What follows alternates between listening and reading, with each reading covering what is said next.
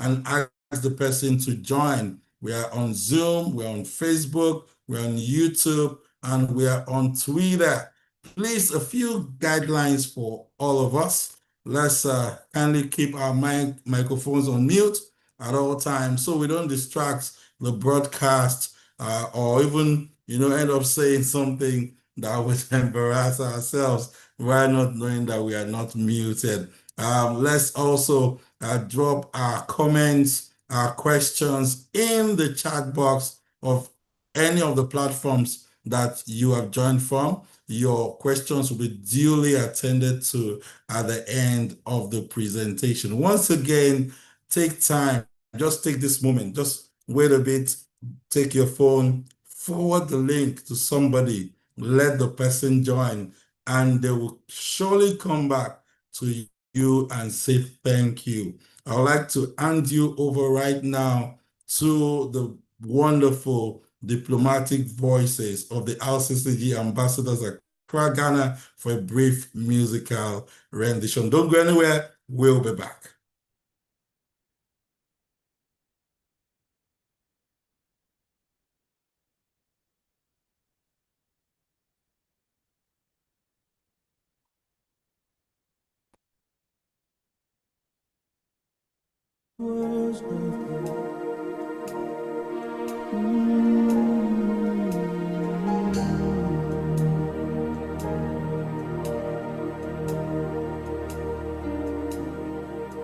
More than the mouth can testify, more than my mind can comprehend. I've seen the wonders of your grace. I'm so sure that this is not the end.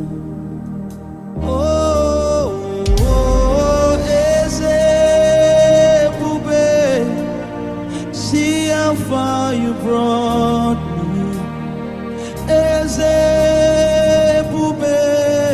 I'm so glad you found me worthy. I can see, I can tell, and I know it's your grace all my days. I will sing your praise.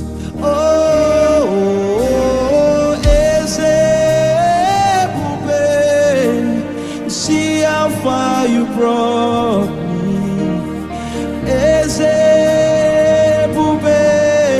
I'm so glad you found me worthy. I can see, I can tell, and I know it's your grace all my days. I will sing your praise. Grace found me, grace saved me, grace made me who I am.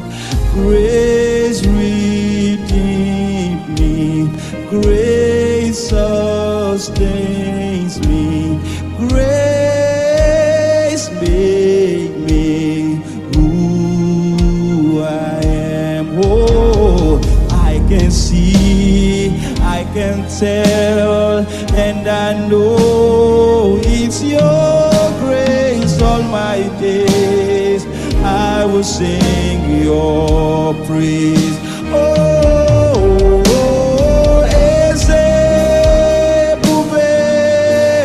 See how far you brought me.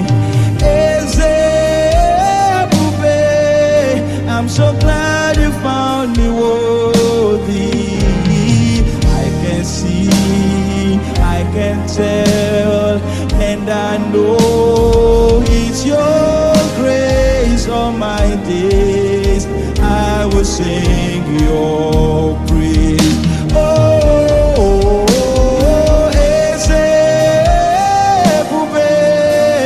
See how far you brought me.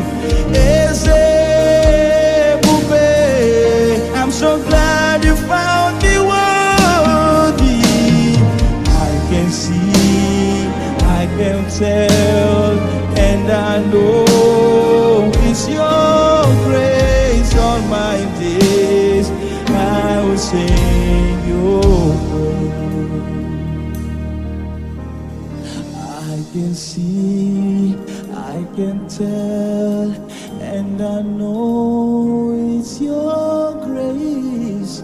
All my days I will sing your praise. Oh,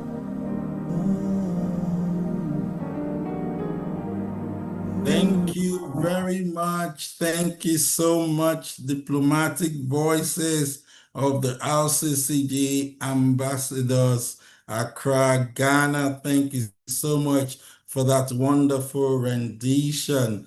We have come to the point that we have been waiting for, but let me just remind you again to invite somebody. We are about to go into an explosive time.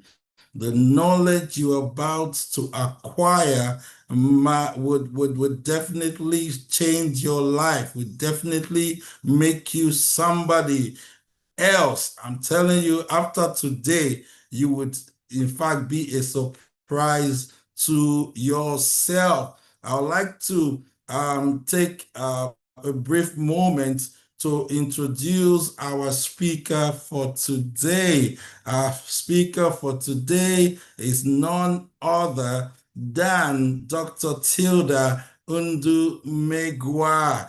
Just a brief moment to just read a little bit of our profile. She is a transformative strategy and sustainable growth expert, 2025 award winner, Research and Innovation Impact Award by UK Research and Innovation, ESRC. She is a former senior special assistant to the president of Nigeria on job creation. Definitely, this is someone who we are going to gain a lot from, an internationally top-rated expert on strategic leadership, a thought provider, a thought leader on performance, intelligence, and a highly sought-after coach on people and enterprise development, equipping them to create high social economic value. She brings a combination of our global experience and diverse background of multidisciplines qualifications, creativity, and extensive capacity in innovation, with a demonstrated success in leading initiatives locally and abroad across various economic sectors. She has excellent capacity in blending global insight, knowledge, best practices, work habits, tools, and methods with local reality to enable transcultural initiatives deliver desired results to local population. She's a rated highest as number one in strategic thinking by CAMA Canada in 2006. She's a University Academic Award winner in Nigeria, 1983. In Canada, she is a Commonwealth decorated keynote speaker and presenter on strategic leadership, governance, and economic development. I could go on and on and on. Our innovative work on improving the delivery of government service to citizens through service integration was selected and published in CAPAM Innovation Magazine. Since then, she has continued to advocate, originate, and lead various innovative programs across industries, including our role in 2019-2020 as a strategic advisor for the Ghana Agricultural Sector Investment Program, GASIP, which is an initiative of the International Fund for Agricultural Development. I thought we were stopping there. I thought we were stopping long ago. Oh, I have to interrupt you. I'm sorry. It's just a long long Oh CV. no, I wasn't expecting that you're going to be reading all those stuff. Okay, so I will end by saying that Please, he is a please, passionate please. national builder. He's married and blessed with 3 trailblazing children. Ladies and gentlemen, please make welcome Dr. Tilda Tundu Megwa. You are welcome, ma. Hi, everyone. It's my pleasure to be here. I must give you a heads up warning that I'm not in the best of place. So you're going to be hearing some noise because I'm in between motion, but I had to stop to take this. And so if you hear noise, just know it's because of where I am speaking from. But I know that by the grace of God, He will allow us to hear what we need to hear. Thank you so much for setting the stage with a prayer. Anything that is done outside a prayer is totally an empty effort. So I'm glad that you have done that, so I can be confident that the Holy Spirit is here to speak to us what He wants us to hear. Praise the Lord. Praise the Lord. I don't know, moderator, how long do you have? How do people normally structure this? How long do you have for this? I had tried sending message to, yeah. How long is the presentation so I can pace myself? Okay, ma, you can go on till 8 p.m. Ghana time. I didn't hear that. How many You have minutes? 45 minutes, ma. 45 5 minutes. minutes. Yes, ma. 45 minutes? Yes, ma. Oh, wow, that's luxurious. That's including the Q&A, right? I hope so. All right, fantastic. Yes, All ma. right, so everybody, you are welcome to the room. I hope everybody is hearing me clearly. And it's my pleasure to be here. And I know that we did send in what the focus should be for today. And I know when a topic goes out, it connects with people very differently. So I don't know how it connected with you. I don't know what your expectations are. If we were doing a face-to-face, I would have done a temperature check to know where everybody is in terms of expectation. But because it's an online, I'm hoping that we will cover what we have. And during the Q&A, if you have a question, we can always before in any area that you need further clarification. And beyond the session, you can always reach out for further clarifications or directions, whatever will be required to settle what we have discussed. Wonderful. So we're talking about seed capital, and we're looking at seed capital and success capital. And we're just trying to rub minds together. There is no expert in the room. We're all at the same level, at the same stage. And we're trying to just query this topic a little bit as a group and try to dissect it a little bit. And by the grace of God, walk away with something on individual level and on a team level. So there's no expert in the room. Let's rub minds together. And so we're talking about seed capital and success capital. You know, when you look at the topic seed capital, you think seed, but investors think success. You know, I know this is a mixed population. There are some entrepreneurs amongst us, and there are some professional employees amongst us. So people who are employed with organizations and people who are in their own entrepreneurial journey. No matter the side you are, this conversation of today is relevant to you. And so when we are talking about seed capital, and success capital, for entrepreneurs, when you are looking for money, you are thinking seed, you are looking for money, you are looking for capital. But the person you are trying to get money from is not looking at that money as seed, is looking at you and looking at success. And so we want to be able to look at the two sides of a coin, where one thing is looked at as seed and that same thing is looked at from success perspective. And so we're saying seed capital and success capital. We are marrying both of them. And then if you're an employee, if you're an employee, you just remember that when you go through school, you acquire a lot of certifications, a lot of qualifications. Those qualifications to you, they are seeds that you are going to use to sow, to harvest, and become a better person in life.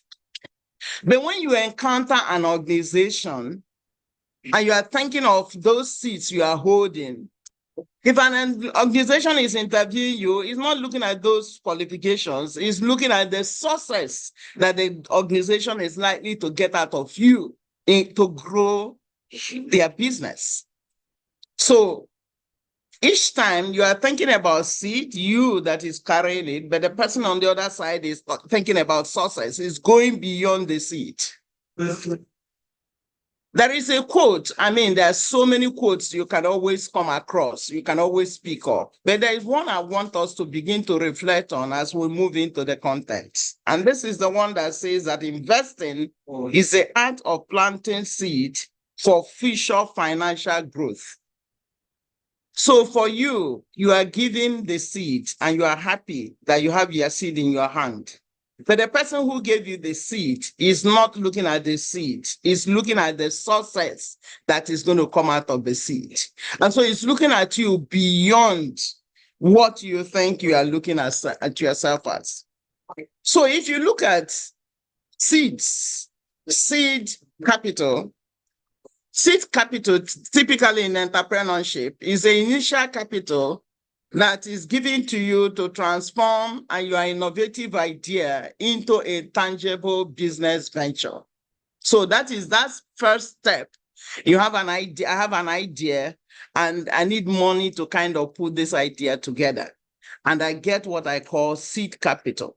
That seed capital is just to help me transform my idea into a business venture. Is to help me to develop the business concepts. So there are so many ideas in my head. I need to put them into shapes and form, and I need money to be able to do that. So it enables me to develop the business concept. It helps me to conduct a market research. It helps me to create prototypes, out of this, my idea, try things out. It helps me to hire the first set of people who will be working with me on this. And it helps me to do an early stage launch of the product. That's what this seed capital is supposed to be doing for me. When it's being given to you, that is what you are going to use it for. The investor that is giving it to you is looking at you beyond that money he has given to you. The only reason he's giving it to you is because the investor is thinking about success capital. It's because the investor is thinking about success capital. Nobody will give you money, i.e. gives you $10 or 10 cedis from Ghana or 10 Naira from Nigeria or 10 pounds, and is expecting the same 10 pounds back. So that 10 pounds or $10, 10 Naira, 10 cedi is the seed. For you, that's what you need. For the investor, is looking beyond that. And so he's looking at success that is beyond the seed. And so if an investor is then going to be making decisions on you, whether to give you that money or not, he's going to be evaluating you now and what you are likely to become. Evaluating you now and what you are likely to become. People who have something they can become that they are not yet, and the investor can see it. They are the people that get the money.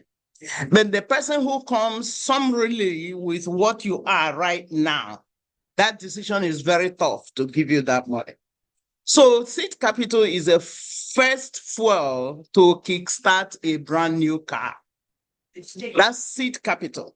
And remember that the topic we're looking at is seed capital and success capital. And so we're hoping that at the end of the day, we would have been able to see what seed capital means and what success capital means and what each and every one of us we need to do or could do to fill the gap between seed capital and success capital. Seed capital is the bridge between an idea and an actual business, actually bringing it to reality. That is seed capital. And so there are many examples out there of seed capital. I mean, because of the demographic of the people in the room, I can use both local and international examples. For instance, Nigerian fintech startup raised 1.58 million in seed funding, through organization. So when they get it, they are going to do all the things we have talked about. And various organizations play in the seed funding space.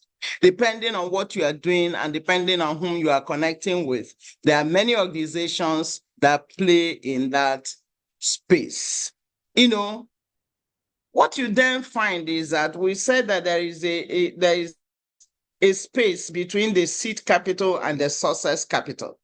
So what is given to you is the seed capital. For instance, this organization that raised 1.58 million, they have gotten 1.58 million in seed capital, but the investor is not expecting 1.58 million back.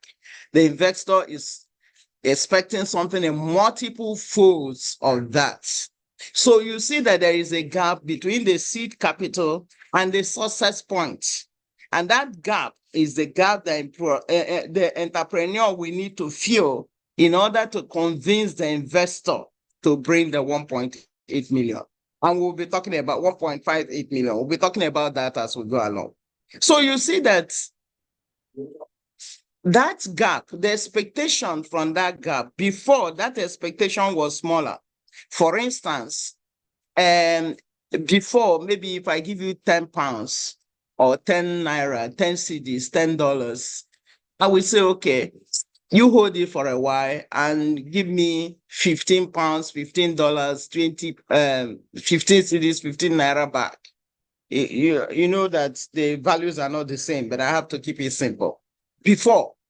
But then with increasing global shortage and pressures, that expectation has increased. So it's like, if I give you 10 pounds, can I get 20 pounds back? Can I get 30 pounds back? Can I get 40 pounds back? Can I get 50 pounds back?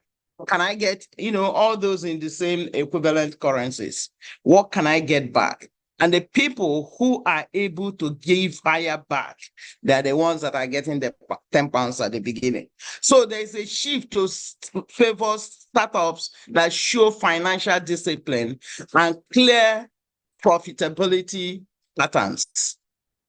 So startups that can demonstrate that they can give more back to investors are the ones that investors are investing in.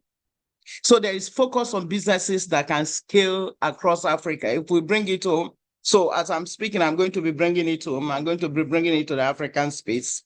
So there is focus on businesses that can scale across Africa rather than businesses that can scale within only one nation. So if you take Ghana, and businesses that can just scale within Ghana, they have less opportunity than businesses that can scale within Ghana and can demonstrate that can scale across Africa. It's the same thing with Nigeria. If you're operating in Nigeria, you have less chance if you can only scale within Nigeria than if you can demonstrate that you can scale within Nigeria and scale across Africa. The reason that expansion has happened is because there's a shortage of funds for seed funding. Because there is shortage for seed funding, there is expanded expectation that is creating a tremendous gap between seed funds and success capital. Between seed funds and success capital. So there is then also the need for stricter investor demands. So you see that because of this shortage, many investors are demanding more and more and more and more on entrepreneurs to be able to give them even that seed capital. And businesses can move to Series A, which is after seed capital, the next thing is Series A. You can only move to Series A if you can demonstrate to investors now, before you even get your seed capital, that you have the capability to move to Series A. And so these are questions we begin to ask ourselves when we're thinking about seed capital. So if we look at the African space, for instance, African space, what we see now, this was pulled from IFC, International Finance Corporation. So what you see is that between 2014 and 2024, at the beginning, there was rise in investing by investors. And then by 2022, it reached a very high peak of 781. And by 2024, some of the guests are already complaining. Let me read for the share. So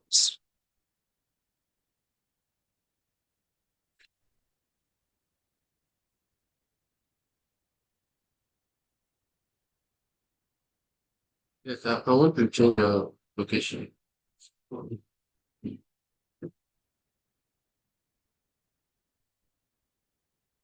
okay, give me 1 second. We need to relocate. Remember, I told you I was in a very obscure place doing this. So we need to relocate, please. Okay. Just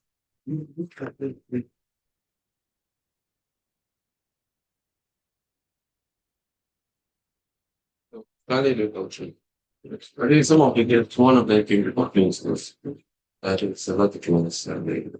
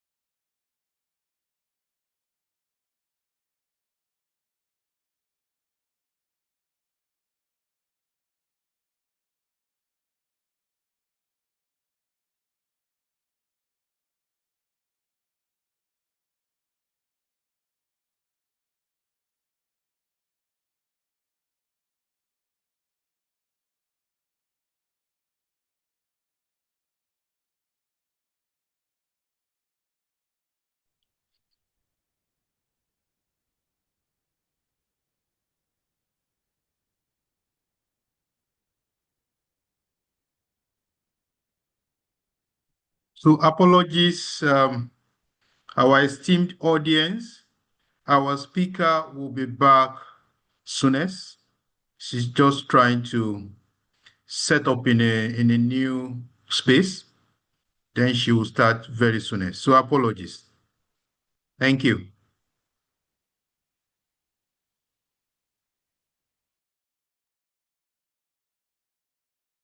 all right, can you people hear me? Yes, loud and clear, Can ma'am. everybody Yes. hear me, please? Yes, we can. hear you, ma'am. Okay, sorry about that. I told you that I'm speaking from a very obscure place.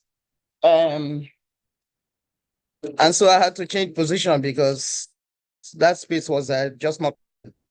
All right, like I was saying, investing across Africa, as I'm going to continue to speak, I'm going to be focusing more on Africa now than going more global.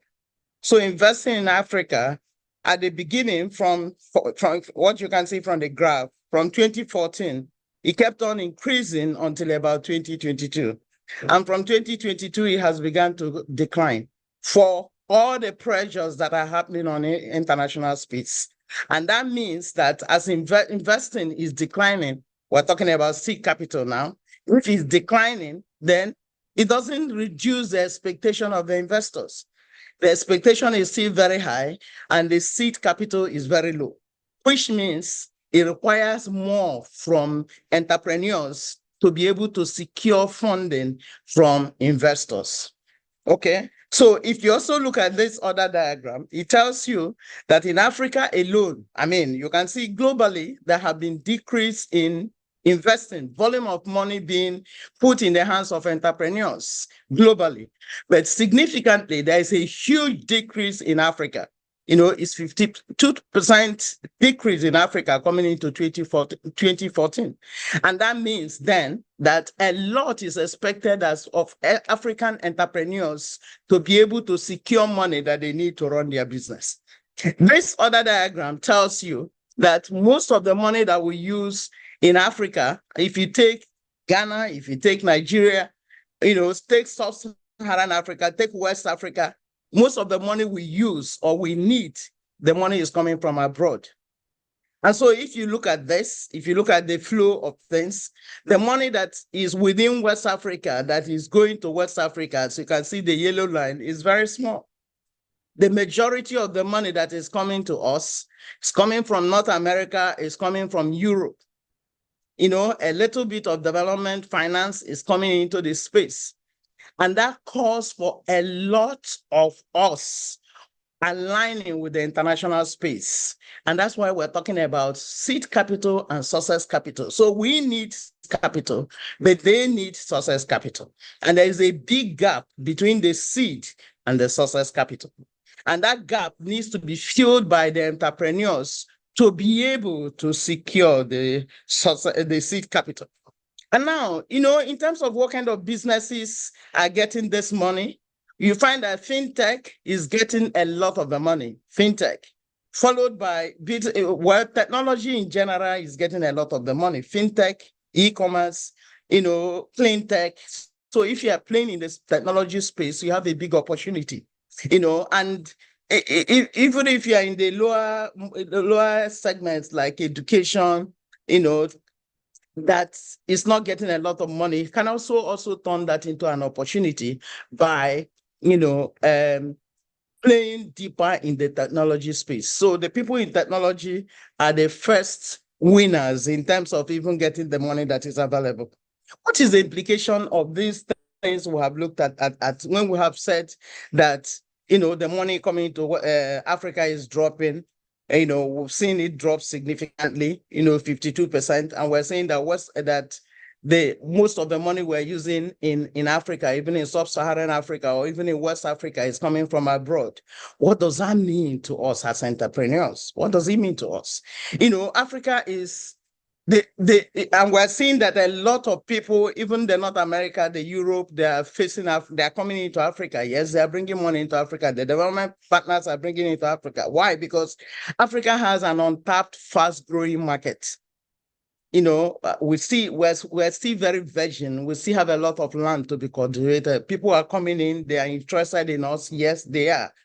It does not drop their standard. However, it doesn't drop their standard. They still want to set their expectations. They still have their demands. They still want African entrepreneurs to match up with their standards.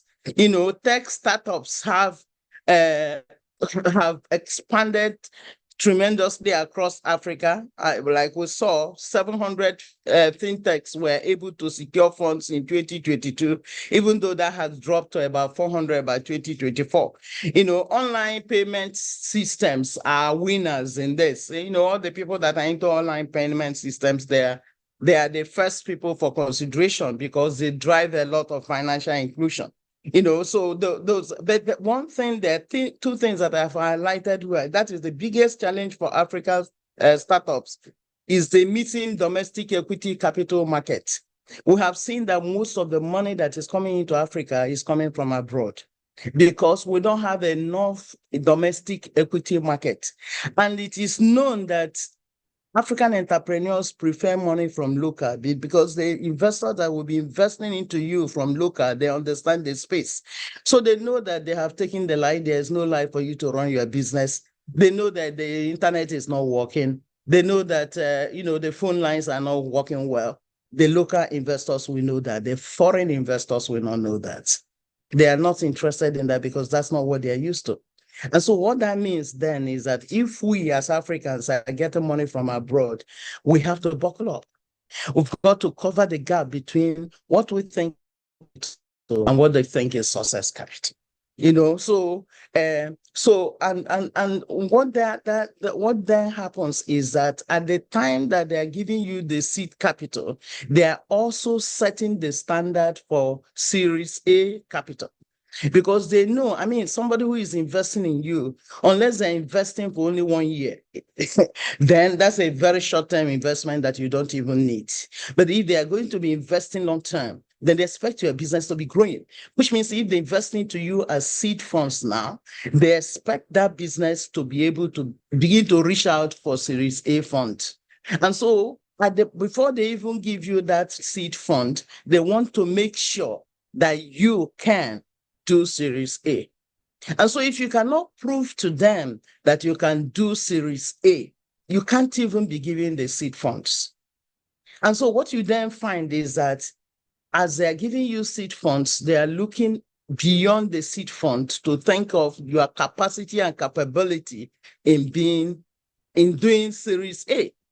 And Series A then requires growth and expansion of your business. So they're looking at this your business and they're saying, this business that is asking us for seed fund, can the business expand? What is the capacity of this business to expand beyond the nation where it was formed? Can it expand across Africa? So they're looking at they're asking those questions before they even give you the money to do the business. They want you to grow your operation. They want you to enter into new markets. They want you to build out, your teams. So they're looking at you as an entrepreneur. And they're asking themselves, this entrepreneur that is asking us for seed capital, can the person do this? Can the person move to the next level? If they cannot establish instantly that you can move to the next level, then they cannot even take the step to give you the seed capital. And so that's why we're saying that because of the shortage in the international space, there is a huge gap between where the seed capital is standing and where the success capital is standing. And the entrepreneur is expected to fill that gap in order to be a winner in the capital raising market. And so they're also looking at your compliance. Do you know the rules? Do you know the rules? And if you're expecting you to expand across Africa, do you know the rules across Africa in the business that you're into, in the nation where you are? And so if you're operating in Ghana, you're operating in Nigeria, do you know the rules within Nigeria that guide your business? And they were expecting you to expand into Africa. Do you know the rules that guide your business outside Nigeria, outside Ghana? And so those are the things that the pressures that are coming because of the shortage in the global market of money. The expectations are higher. The investors are demanding a lot more from entrepreneurs. And that becomes a big opportunity for entrepreneurs that are able to sit up and belt up very quickly and fill the gap.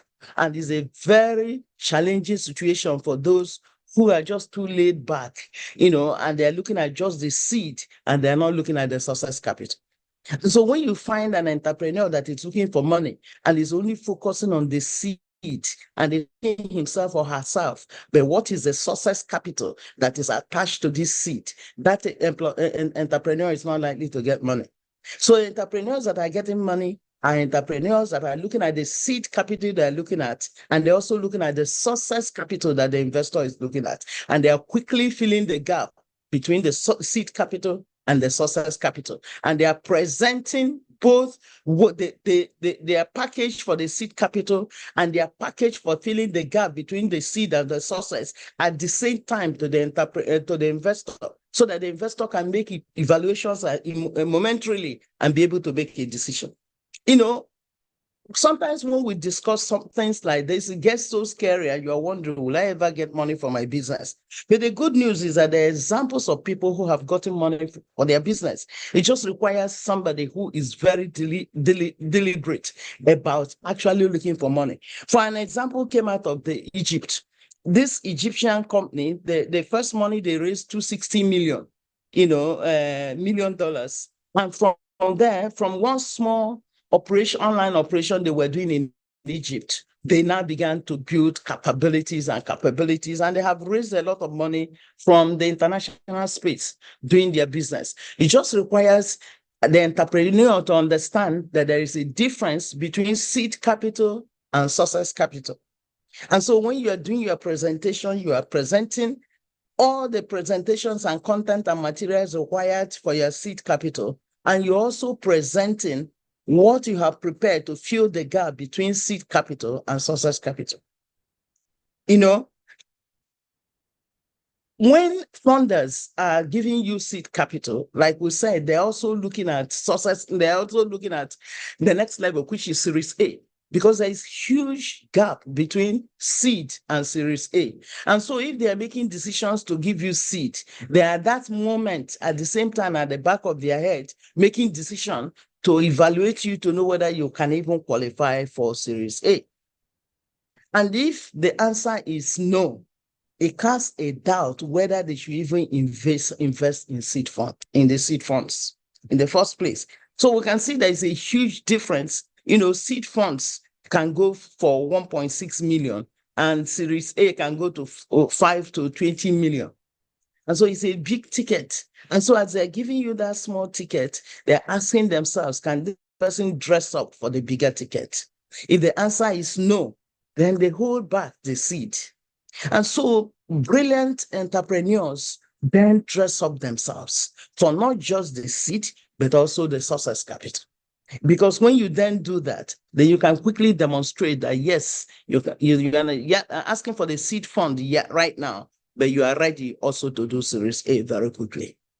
Okay. So what we're then saying from all we have seen so far is that with global VC funding dropping, just like we saw, it dropped 52% in Africa as of 2024, 52% drop.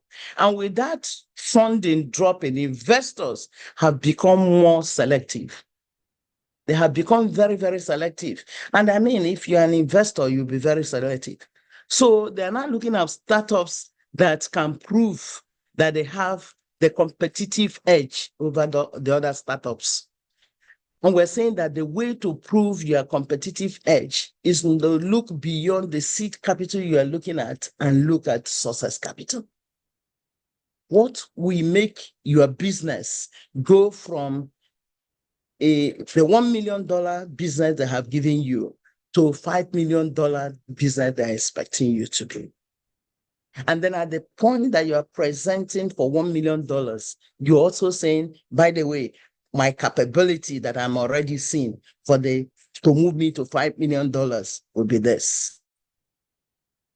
And so they can see through how you're moving, how you're going to move from seed fund to Series A. And those are the people that get this money. And so he says you need to demonstrate a competitive edge. You have to have strong financial discipline to stand out, to be able to get this money.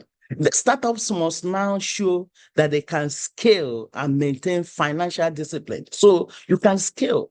So that scaling is your ability to show that you can move from seed funds to success capital.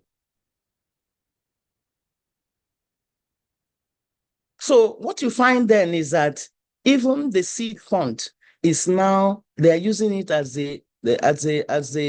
it's the groundwork that they use for the Series A. And so they are giving you seed funds, but they're using it to evaluate you to know if you can move to Series A. And so what we're saying then, as we're beginning to converge, is that, yes, what we're seeing is that there is a shift from seed capital to success capital. So before, it was okay to just do your presentations, things around seed capital. But what we're seeing right now is because of the global shortage, there is a shift from focusing on seed capital to focusing on success capital. And so you're asking yourself, yes, if an investor gives me this little amount now, what is the expectation they're setting me? And so when you are asking for that little amount, you are not only demonstrating that you can use that little amount, you're also demonstrating that you can meet the expectation that they are setting on you. And what they are looking for competitive edge. They are looking for some entrepreneurs that can demonstrate competitive edge.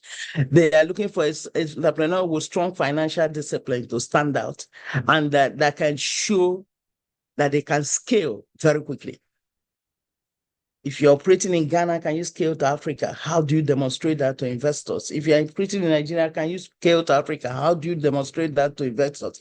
And this ability to demonstrate your success capital is now a critical quality that is required in this investment space. And so for success capital, therefore, the investors are looking for strong strategic planning and execution. You must demonstrate that at that point.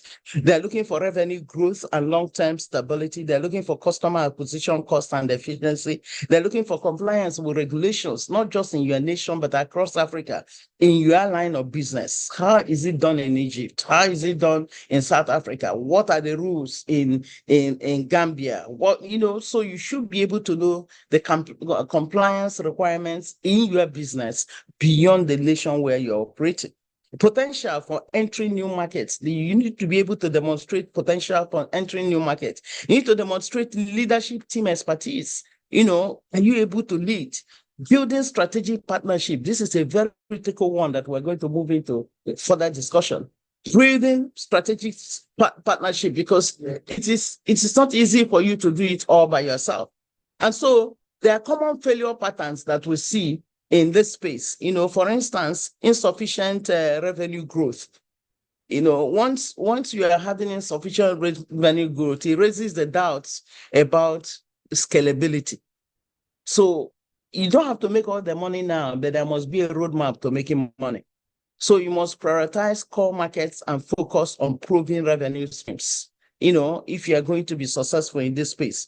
The high customer churn, if you're having a high customer churn, it suggests poor product market fit. And so if you're already in existing business and you're losing your customers, it shows that your product is not aligning with the market. And so the investors are going to have concerns on that. So you have to enhance your experience, the user experience and retention efforts.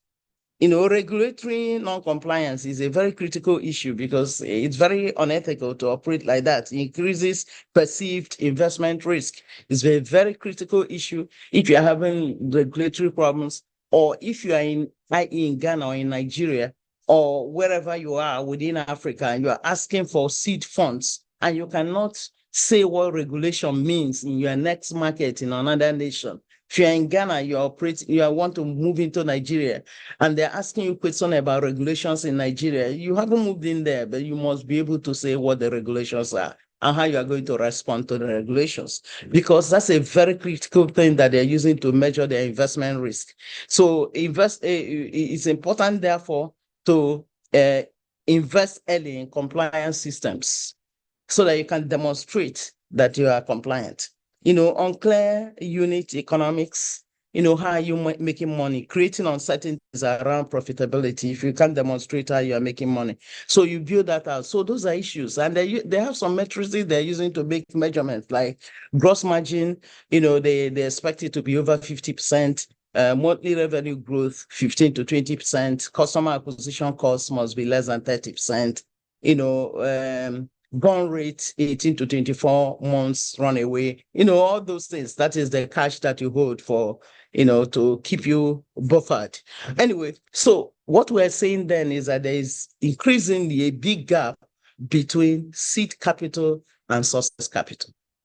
And so smart entrepreneurs or entrepreneurs that are really keen in getting money from investors must look beyond what is required for them to get seed capital and begin to focus on what is required for them to deliver on success capital. So entrepreneurs' discipline will then guarantee growth and sustainability. And so at the point that you are looking for seed capital, you are probably just the main person in your business. You are the owner, you are the entrepreneur, you are the brain box of the business. And so your behavior your behavior today must be connecting with tomorrow's opportunities. And so it's you that they're evaluating. The behavior of the entrepreneur today must be connecting with tomorrow's opportunities. I'm seeing a red line on my screen. I don't know if it's me. And so entrepreneurial, we're talking about now success capital for entrepreneurs. Entrepreneurs must then be disciplined to demonstrate their approach to success capital. And a critical discipline that is required is you as a person, as an entrepreneur, consistency in behavior. What is the entrepreneurial behavior? You see, sometimes we separate our personal life from our business space or professional space. But that is wrong. That is wrong. It is important that we mold ourselves from inside out. And so even in investing, even in looking for money, even in looking for job, even in employment space, your personal behavior is very critical. And this number one is the number one step to filling the gap between seed capital and success capital. Is the number one step to filling the gap between the qualifications you get in school and you getting a job, which is the success capital. The personal behaviors. The second thing they highlight is building strategic partnership. And so what you find is that for you to be able to build appropriate strategic partnership, there are some personal behaviors that surround that. One is credibility. Credibility. It is important for us to take a hold of our credibility. Can they trust you? Can they trust you? Because at the point you are looking for money, they're evaluating the trust. They're evaluating credibility. Can they trust you? If you tell them you're using this money to do A, will you use it to do B instead of A? How credible are you? And it's important to build that even before you encounter you build it as a lifestyle because you're a lifestyle. You know, how do you have credible relationships? If I say, give me references, can I rely on your references? Can your references beat the hand on their chest to say, yes, I can refer this person? Do you have credible relationships? Do you have people who can tell you, you know what, call up somebody and say, give him money. I guarantee him, I know he will do what he has said. Do you have credible relationships? How ethical are you? We just talked about compliance. We just talked about rules and regulations across different continents. How ethical are you in your business practice? Because this will be required for you to be able to build strategic partnerships that are required for you to get even the seed funds. How about integrity? How is your integrity? If somebody gives you money, will the person get it back? If you promise me that I will get this in success capital, will you deliver? Or even if you don't deliver, can you transparently explain why you have not delivered? Integrity is very important in life as human beings. It's very important in the workplace. It's very important in business. It's very important in entrepreneurship. How is your character? How's your character? What are your priorities? What's important to you? What's your lifestyle? What do you do? How do you do them? Whom do you connect with? What's your character? How about leadership skills? You are going to be leading an organization. Are you together to lead? Are you competent? Are you trained? How qualified are you in the space where you are? You are in fintech, fintech, yes. Are you a computer scientist? Are you versatile in technology? Have you surrounded yourself with people who are versatile in those areas? Are you learning? Are you building your skills? How are you building your competence? Because all these things are what are going to be getting into your toolbox that make up your behavior, that will even allow you to build your strategic partnership. Success capital, we have seen the first one is your personal consistency in behavior. That's your success capital. These things we have talked about is your success capital, consistency in behavior. If the investor can look at you and can see all these pillars transparently in you, you're already filling the gap in success capital. The next thing is going to look at is your business competence. business competence. I mean, there are so many quotes you can get even out of internet. But what we have tried to do is to bring some that really align with the direction of conversation we're going to have. So this one says that opportunity knocks at our doors every day. Only the hungry mind can see it.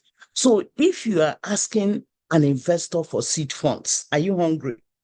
Can investors see that you're truly hungry? It's not being hungry for the money, it's being hungry it's providing a solution, because what you are presenting to them must be a solution to something. So we're not talking about being hungry for the money. It's hungry to deliver a solution to the people. Hungry to solve a problem. Are you hungry? So the investor is going to be looking at that. This other one says that money is an idea. The bigger you are thinking, the bigger your bank account. The idea you have, is it keeping you awake at night? So it's not a space where you drag your feet into. No, it's a space for serious-minded people. The idea you have, is it keeping you awake at night? Are you thinking about it? Can you close your eyes and talk about your big ideas? And this one says, without passion, you don't have energy. And without energy, you have nothing. Are you passionate about what you are talking about? You see some people go into interviews because of the multitude, because of the demographics in the room. I'll be talking about entrepreneurship and I'll be talking about employment. You see people go into interview and they are interviewing for jobs and they don't even seem engaged in the job they are looking for. They're not even passionate about the conversation. There is no way you can get that job, because it means that you are not filling the gap between your qualifications and what the employer is looking for, which is the success capital. So whether it is in employment space or in business space, entrepreneurship space, there is a gap between one and the other. And you must be demonstrating that you can fill that gap. So if you are looking for a job, you have qualifications. It doesn't matter the tons of qualifications you have. The employer is looking at what you can deliver in the employer's office, and that is the success capital. And there's a gap between your qualification and the success capital. And in the interview is the opportunity you have to demonstrate that you can fill that gap. That's the only way you get the job. And so if you're not passionate about that interview, you cannot get that job. It's the same thing with this seed capital, entrepreneurs looking for money. If you're not passionate about the conversation, you're not passionate about what you're talking about, you cannot get that job. And passion drives energy, because once you are passionate, your energy will come up. And there's no energy, you are a deflated balloon, and the investors cannot bring their money. The other one says, don't chase butterflies, grow a garden. I can stay here and say, oh, I have thought about 10 businesses, and I'm saying I will do this, I will do that, I will do that, I will do that, I will do that. If I'm saying that, I'm chasing butterflies, because those 10 businesses, they have different customers. How am I going to chase all these butterflies at one go? No, grow a garden. If you grow a garden through referrals, through the beautiful smell of the garden, butterflies will come. So you start from one point. Don't chase too many things, so that you can think through that thing. You can be very passionate about that thing. You can dream about that thing. You can think big about that thing. That one thing. You cannot be passionate about so many things at the same time. No. Sometimes you see a young person and say, what do you want to be? And the person doesn't know. If you don't know, how do you think about it? How are you passionate about it? What energy can you bring onto what you don't know? And so it is important then to grow a garden. Just take one and pursue it vigorously, thinking about it, pulling through it, rather than pursuing so many things at the same time. And this one says, dream big and start small. Yes, we are talking about expanding to Africa, that investors are talking about expanding to Africa.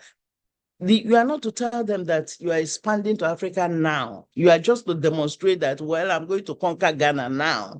I'm going to conquer Nigeria now, and in the next 2 years, this is my strategy for expanding to the other parts of Africa. So you are dreaming big, but you are starting small. So you can tell them in the next 1 month, I'm expanding to all the parts of Africa. Then that is, you are dreaming big and starting big. And that's not a principle. You dream big, start small. But the most important thing is act now. What are you going to be doing right now? What are you going to be doing? You see some young people, they tell you, I need a job, I need a job. And you say, have you sent in an application? They will say no. You know, there is desire, there is dream, but there is no action. You need to act now. You need to send the application now. And so if you're an entrepreneur, yes, you want to do that and do that, do that. You are dreaming big. Pick one small one and start now. And this last one says, if you can make $1, you can make $1 million more. All it takes is discipline. All it takes is discipline and applying the principles we have talked about, whether it's a principle that help you build partnership with 7 pillars we just presented on credibility and all that, or the principles we are talking about on the business side. Each entrepreneur should have those 2 sides of a coin, the personal disciplines that you require to build reliable partnerships and the business competence that you require to be able to build a successful business. Financial discipline is very critical. So this one says that money speaks only one language. If you save me today, I will save you tomorrow. If you save me today, I will save you tomorrow. And that's why investors are always looking for how you plow back your profits. So if they can demonstrate that, oh, the profit I make in my first year, this is how I'm applying it back into my business to cost expansion in this area. It means you are saving the money in the business. In the second year, when I made the money, I'm applying it back in this part of my expansion. Those are the things you need to use to convince investors. You know, how do you plow back the profit you are making into the business? But if you now say that the profit you are making is going to be sitting in your bank account, it means it is on its way out of the bank account. But if you can demonstrate that profit, when you make it, you are going to use it to expand this part of your business, you are going to use it to go into this new market, you are going to use it to buy this equipment, you are going to put it in this technology, it means you are saving it inside the business. And there is no way you will save it and you will not make money going forward. So, I mean, we can go on and on, but I mean, this is a session that must come to an end. And so in conclusion, I think this pictorial presentation kind of summarizes a bit of what we're talking about. So at the baseline, when you are starting up business, you are using your own personal funding. You know, you are using your personal funding, you are using money from friends and family, you know, you are using little loans you borrow from microfinance at the baseline. That time you're not looking for seed capital, you are not looking for investors. And so you're using it to do your business. But one thing you must know is that a successful entrepreneur that is encountering investors must know that you must go beyond the seed fund to look at success capital. And so if you're going to be looking at success capital, there is a layer that separates you where you are from where the investors are. And that is the layer that we call the building layer. That's where you are going to be building your competence. That's where you're going to be honing your personal discipline, your credibility, your credible relationship, your integrity, all those things. As you are stepping into your business, you need to hone all of them. There's a big gap between you and the investors. And so if you don't do that, which is this layer that we say that is the building layer, if you don't do it and you jump into the investors, you cannot win money from them. But if you have taken the time to think about it and say, look, I'm looking for money, yes, I need seed fund, but these people are going to be looking for success, they're going to be thinking about success capital. What is the gap between the seed fund and the success capital? And you spend time to fill that gap. Then that's when you have built up It may involve a lot of training. It may involve a lot of mentorship. You meeting people to ask questions. It may involve a lot of networking, but you are building out so that when you meet the investors, you are not only presenting the package for the seed fund, you're also demonstrating that you have the capability to fill the gap between the seed fund, the seed capital, and the success capital. And so when you are confident that you have built out properly, that's when you take your first step with the seed fund, seed capital investors. And then that's you can see that at that third stage, you are dealing with the seed capital investors. They are going to be reviewing what you have done at the second stage to help them make decisions as to whether to give you money or not. And even at that point, the money they're giving you is a small amount, somewhere between $50,000 and $500,000. But they're giving it to you and they're evaluating in their head that they expect you to be able to go to 500 to 4 million in Series A. In your next request, and then be able to launch onto Series A.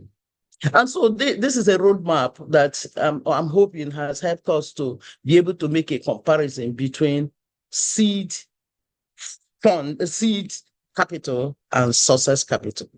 And at this point, I want to say thank you so much for listening, and apologies again for location disturbances. Okay, thank you very much. Excellent. Thank you so much, Dr. Tilda. This has been wonderful. Actually, you've taken us through an MBA class. Excellent. It's so great.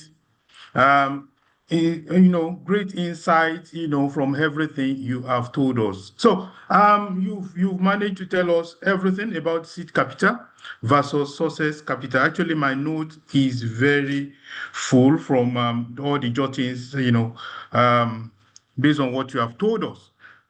So I want to ask this question. Maybe by this, other questions will start coming. Now, when we are talking about, startup business, are startup business really businesses that, that we have to start up, newly, or an acquired business could also fall into this particular space of startup business? And can those businesses also attract funding? Let's start with that one. You are muted. Yeah.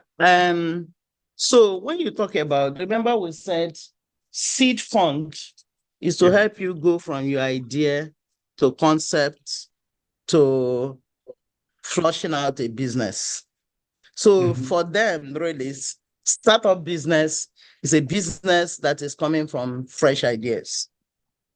Okay. So that is a startup business. If it's now an acquisition, you acquired a business, it's no longer seed fund you are looking for. You are looking for expansion fund. So they want to look at your financials. What has the business been doing before? 3 to 5 years financials, profitabilities, your customers you have, what did you buy? So they will look at it to be able to even evaluate if there was wisdom in the buying of the business. What did you buy? Did you buy customer base? Did you buy the high profit? Did you buy the high revenue? What did you buy? So that's what they will be looking at. And then when they then look at that, then they will look at your expansion plan. What do you want to do with the business you bought? So it's no longer a startup. They're now looking at you on a higher scale of investing. Excellent. Thank you. And please, let's take this further. Now, based on every requirement, that goes with getting this seed fund, do you think, one person can do this alone, or would they require having like a mentoring company or organization or an agency that could facilitate this fund in terms of seeking for entrepreneurs out there? Well, one person doing it alone now depends on the person's capacity. If the person is a one-stop shop, then the person can do it alone. But otherwise, you mean get a consultant to do it, or if that's what you mean?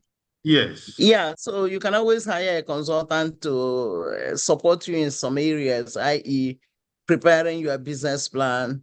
You are preparing your business plan if you're a startup, because it means you don't have revenue stream yet, but you have to prepare a business plan. So a consultant can help you prepare your business plan. You will have, a plan for hiring staff that you present to them. But one person can do it, but you just have consultants to help you fill up areas that you don't have capacity. Okay, great. I think we have a question here. This is coming from NDD. She or he is saying, what regulatory reforms could help with early stage investment, less risky in Africa? What regulatory reforms could help with early stage investments, less risky in Africa? Okay, is it less risky or more risky? I think it's saying less risky here. What regulatory reforms could help with early stage investments, less risky in Africa. To make them less risky Less in risky, Africa. yes, to So make that them less means to risky. de-risk early stage investment. Well, I mean, those are systemic reforms. I mean, the government has to demonstrate trust in the system that, that will help boost. For instance, if you take early stage investment in agriculture, spoilage rate in Africa is very high because of poor infrastructure, right? You can't move goods around very quickly. And pricing is therefore very low because you are in a rush to sell so that they don't get spoiled, which means that need to be some regulatory reforms in terms of infrastructure. And government has to be sincere about that. There has to be demonstrated sincerity that the farmers will be protected. That's just a simple example. And then if you are talking about fintech, for instance, there has to be regulatory reform that the government won't wake up one day and say, oh, we haven't regulated this part of technology. We're regulating now when the investors have already come in. So there has to be that kind of buffer for investors to make sure that the government doesn't strike. So those are the risks, those are the areas of risk that come up with new startups, when investors are not having confidence in what the government is going to do differently. Very clear. Thank you very much. So while we wait for more questions, please, I don't know if you can suggest to us maybe possible organizations, that our audience can also consult when it comes to the seed capital. Okay, so that suggestion cannot be made in the room because it's a customized bouquet. So if the organization that can support you if your business is in agriculture is different from organization that can support you if your business is technology, because it has to be an organization that understands your sector. Right? So it's when you know the business, then you look for a support that understands that sector. So if you go and look for a support that understands agriculture and you want to bring them into technology, they will tell you, sorry, that we don't understand how to do valuations in technology. So it's very sector specific, it's very business specific, the kind of suggestion you're looking for. Excellent. Thank you. Now I would like us to talk about this. Actually, when you show the graph of how the venture capital funding actually went down, I mean, it was going up from 2014 till 2022 when it started, to decline. Then I was just imagining what could be the reason for this. Now, what came to mind is, I mean, there's a lot of perception, particularly for entrepreneurs or the way people, does things. It could be a negative perception when it comes to fraud, 419, and all of these things. Do you think this could be a factor that is also affecting, the seed funding from abroad? Well, that's a factor, but that big dip is because of internet penetration. So you find that before, Africa was climbing in terms of cell phone distribution to people. After a while, almost everybody has cell phone. We're not talking about second phones and third phones. Yeah. So at the time that we're climbing, there is a lot of opportunity. Expansion was, suddenly a country that wouldn't have cell phones. Many of them have cell phones now, so you can expand your business to that place. So there was a lot of expansion. And by the time many people have gotten cell phones, there is really no incentive for expansion. So investors are then looking at, there is really nothing for us to capitalize on to get our success capital. So they're dropping on that. And then globally, again, investment is shrinking, for many things. And some money that was in traditional capital is going to sustainable finance. So there's a lot of pressure on investors to split their money into sustainability. And so they're also looking at that, shifting some money from traditional financing to businesses that are into sustainable practices. So those then, and because we haven't quite picked up, many of the African nations are still very at nascent states when it comes to sustainability and sustainable practices. So it means that the money that is meant for that cannot come to us.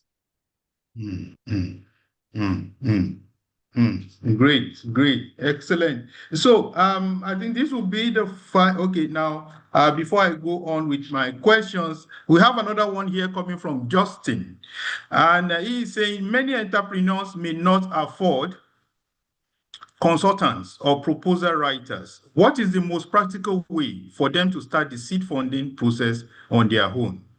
Is it online training, etc.? Well, like I said, you only bring consultants to help you fill gaps that you don't have. And so if you know you have a gap and you can't afford consultants, you just do online training on that gap. There are so many free courses you can take. And then you can reduce the cost by preparing first and then get them to review, just to be sure that what you are sending to the investor is acceptable. So you can do the preliminary drafts and give them to review so that they can charge you less. Or, if you don't know it and you acquire the skills new, you just need somebody to help you look at it to make sure that you have done it right. So don't hire them from scratch. Do some and tell them, oh, I already have draft. I just need to review and sign off for me that it's okay to go, things like that. And those you can also get your professional friends to help you review and do that. So there are ways you can just cut costs with that, but don't cost standard, because if you cut standard, it will not be acceptable by investors. Excellent, great. Don't cut standard. You can cut cost, but don't cut standard. Thank you very much. Another one coming in from Chris. He's saying, in your opinion, which is harder to build, seed capital or success capital?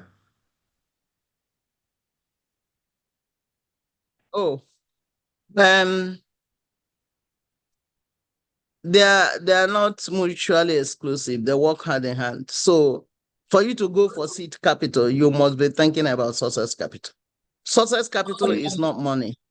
It's not money that they are giving you. It's what they are getting out of the relationship. So you cannot do seed capital without thinking about success capital. And remember, the first stage in success capital is you building your person, your credibility, your integrity, your character, your all those stuff that will help you even build partnerships.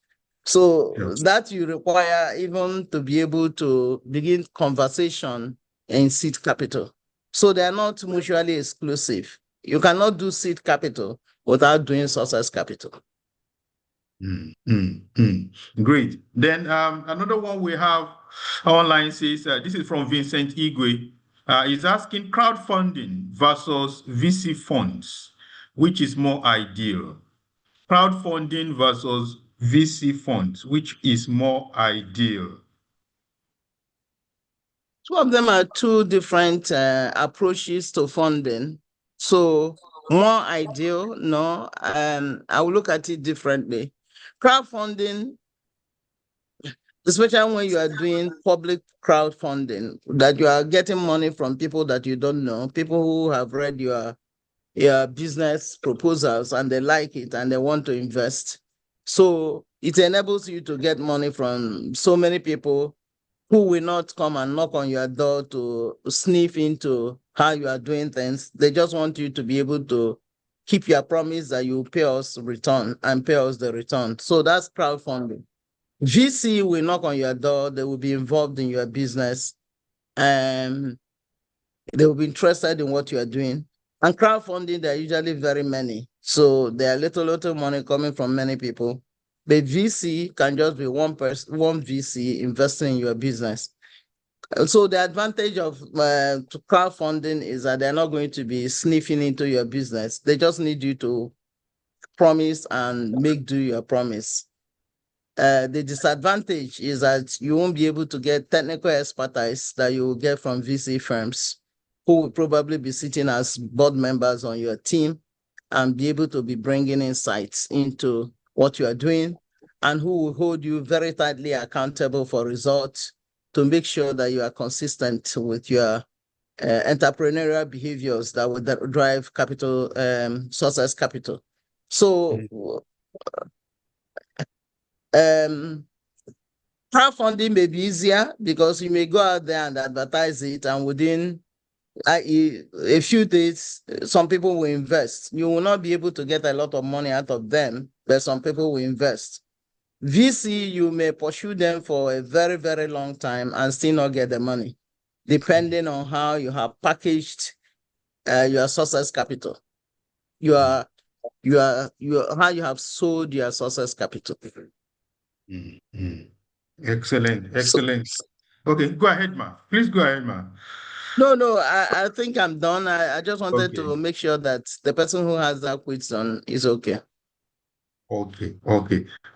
Thank you very much. And I think my last question will be the last one. Now, scaling up between, seed capital to success capital, I believe it will take some time. Now, what about if, unforeseen circumstances come in, which is, more negative? Now, do we have a timeline, that the entrepreneurs are looking at, or they are just watching the KPIs? I think you mentioned some critical KPIs to know when to set up from, seed capital to success capital. Then do they have tolerance? Let's say, the business is not coming up.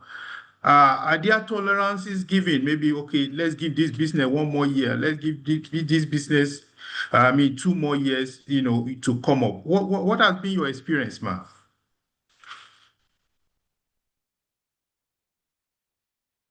You are muted. You are muted, man.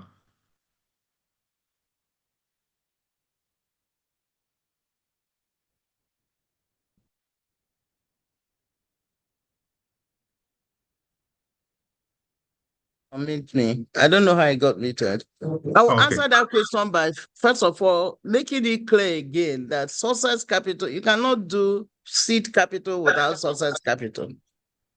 So success capital, one part of it is you, your character, your behavior. That you cannot do seed capital without demonstrating that you have integrity, you have credibility, you have credible relationships, you have, partnership strategies. That's, you can't even do seed capital without demonstrating that.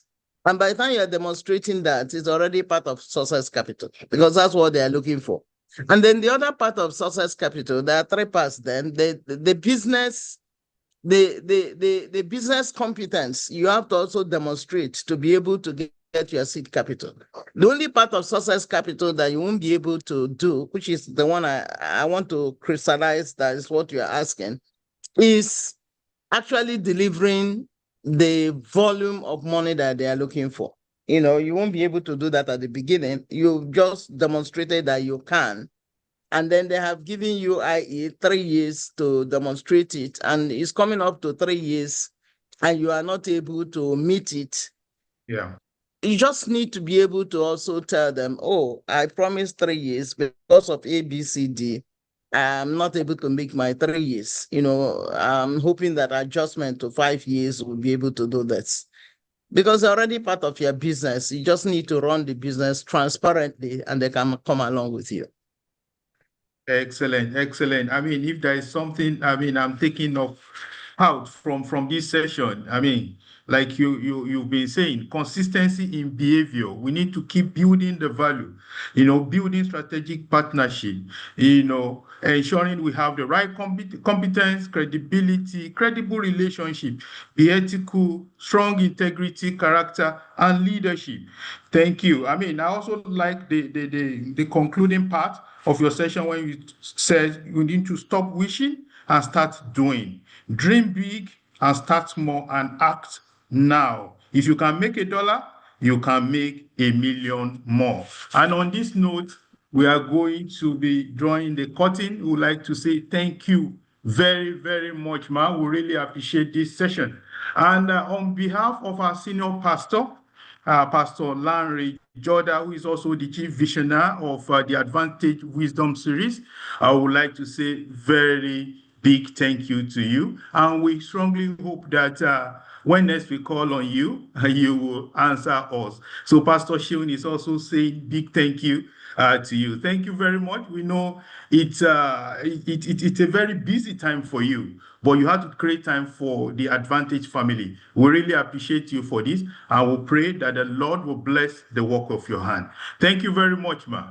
And God bless you. Let's pray. Bless Father, you Lord, all. we want to Have a thank good you. evening. Thank you, ma. Thank you. Father, Lord, we want Thank to you. thank you for this wonderful time. We want to thank you for the nuggets we have received. We praise the grace to profit with this information you will give unto us in the mighty name of Jesus. We pray you will bless our speaker. You will bless all our audiences in the mighty name of Jesus. Everything we have laid our hands upon, the Lord will prosper. Thank you, Heavenly Father, for in Jesus' mighty name we have prayed. Once again, thank you, everyone, and see you again next month. God bless you. Bye, everyone. Thank you so much. Bye. Thank you for having me. Thank you so much.